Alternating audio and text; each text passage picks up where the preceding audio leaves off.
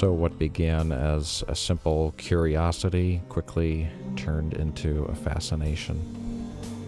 As soon as I touched the bottle cap of water for the first time to the speaker, it came to life in such a way that was so captivating, and I just had to watch it. It was so fascinating how the organization of the shapes in the water happened so instantaneously. It was so responsive.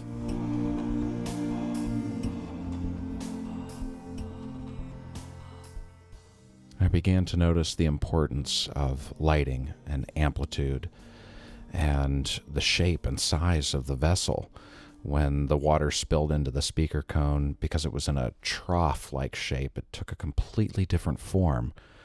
So these factors I had to consider.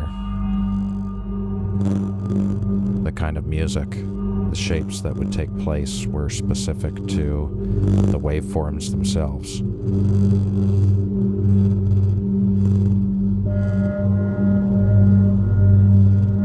How that music would interact with the volume of water.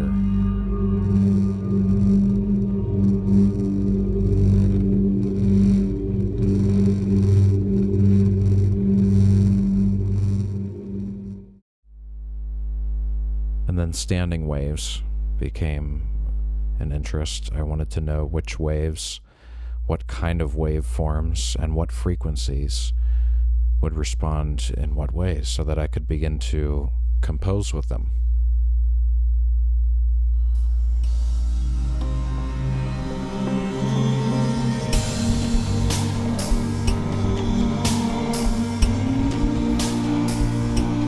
I mentioned earlier the importance of lighting, and really it was switching over to the ring light and dimmer pack that allowed me to control the intensity and distribution of the light itself. So when it was too bright, it just danced on the surface, and when I turned it down, it allowed me to see more three-dimensionally, more into the water.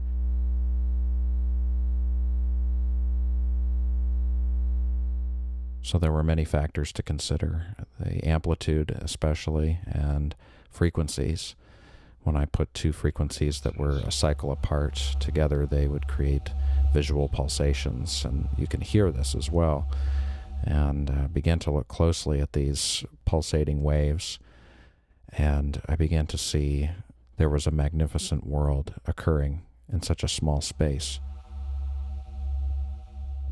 Then I began working with color and found this to be an interesting dimension.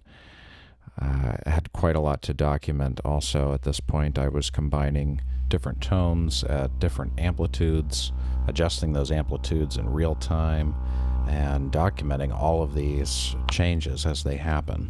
30 cycles, sine wave.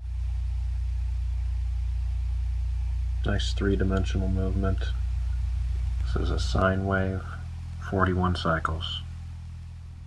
And I noticed that certain frequencies had more elaborate, more stable patterns, and it was these frequencies that formed the foundation for the compositions themselves.